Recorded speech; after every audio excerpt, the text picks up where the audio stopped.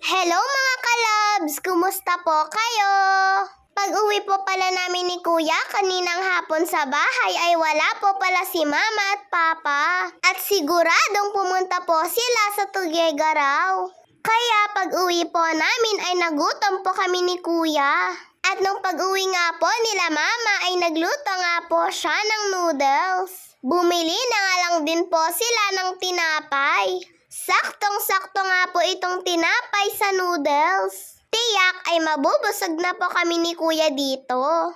At tamang-tama nga lang din po yung init ng noodles. Ang sarap po palang humigop ng sabaw kapag po nagutom. Naiinitan din po kasi yung gutom na tiyan. Parang ngayon na nga lang po ulit kami nag-noodles mga kalabs. Last po kasing nagluto si Mama ng noodles ay yung may nagtatrabaho pa po dito. Tapos ay ngayon na nga lang po ulit.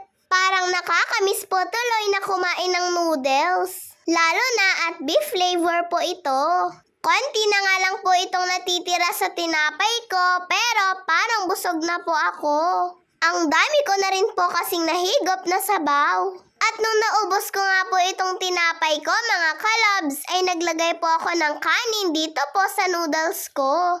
O edi syempre, mas nabusog nga po ako mga kalabs. Maski nga po si Kuya ay naglagay din po siya ng kanin sa noodles niya. O diba, hindi naman po halatang gutom kami ni Kuya mga kalabs. O sadyang namimiss lang po talaga naming mag-noodles. Pag-uwi po pala nila Mama at Papa ay parang pagod na pagod po sila. Sabi nga po ni Papa ay dahil na rin po siguro sa sobrang init. At lalo na marami din po siyang ginawa dito kaninang umaga sa bahay. Yun po kasing mga hollow blocks sa baba ay inakyat niya po lahat yun sa taas. At sinolo niya nga lang po yun na inakyat mga kalabs. Kaya siguro ay ganun na lang din po yung pagod ni Papa. Kaya eto nga pong mga pinamili nilang gulay ay ako na lang pong nagtanggal sa plastic at nag-ayos nito. Marami pa po kasing gagawin si Mama mga kalabs. Natambakan po kasi kami ng mga madudumi po naming pinagkainan na kutsara, baso at mga plato. Paano naman po kasi mga kalabs, wala na naman po kaming tubig dito simula kahapon pa. Kaya hirap na naman po kami sa tubig. Yun nga pong ginagamit namin sa pangluto ay mineral water na nga po mga kalabs. Bumili po pala si Mama ng Chinese pechay at repolyo. Dinamihan na nga din po nila yung mga repolyo. Yung Chinese pechay po kasi dito mga kalabs ay gagawin po ito ni Mama na kimchi. Paulit-ulit po kasing nagre-request sila Kuya at Papa kay Mama na gumawa daw po siya. Kaya eto nga at bumili na rin po sila Mama ng mga panghalo sa kimchi. Habang mura nga daw po itong Chinese pechay mga kalabs. 3 malalaking Chinese pechay na nga po ang binili ni Mama. At lahat daw po ito ay gagawin niyang kimchi. Para po pang matagalan na nga daw mga kalabs. Pero sabi nga po ni Kuya ay hindi nga daw po ito magtatagal sa kanilang dalawa ni Papa. E paano ba naman almusal, tanghalian at hapunan po sila ay nagkikimchi? Kaya tama nga po si Kuya mga kalabs, baka hindi po umabot ito sa kanila ng 2 linggo. Kumuha din po pala si Mama ng pipino. Gustong-gusto din po kasi ibabad ito ni Mama sa suka. Lalo na yung suka po na ginagamit namin ay sukang atsara. At sa totoo lang mga kalabs ay gustong-gusto ko nga po yung timpla ni Mama sa pipino. Masarap din po kasing magtimpla si Mama ng pipino kapag kumpleto yung ingredients. Sa susunod na magda-day off nga po ulit si Papa, ay dadagdagan daw po nila ito pong pinalengke nila.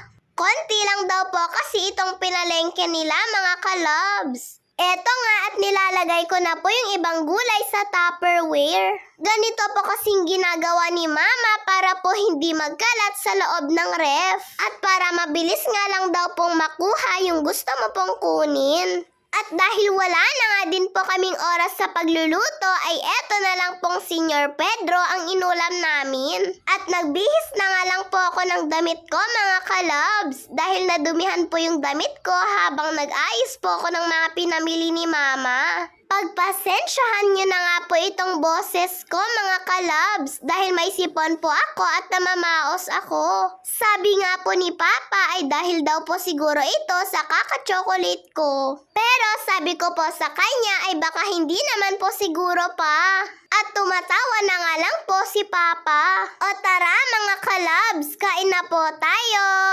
Tulad nga po ng sinabi ko po sa inyo noon, kapag late na nga pong umuwi sila Mama at Papa galing ng Tuguegarao, ay bumibili na nga lang po sila ng ready-made na pang-ulam po namin. Dahil pag uwi po nila Mama at Papa ay wala na rin po silang oras sa pagluluto. Eto nga pong laging inihaw na manok ang binibili na po nila. At napadami nga din po ako ng kain mga kalabs. At bago po pala tayong magtapos mga kalabs ay gusto ko lang po i-shout out si Kuya Prince Aliray Ramos from Bicol. Erica Rich Ramos. O siya mga kalabs, kain na rin po kayo.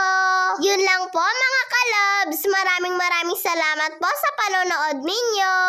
Mag-iingat po kayo palagi. God bless to all. Bye-bye po. At happy Friday din po pala sa ating lahat. Busog na ako. Busog na ako.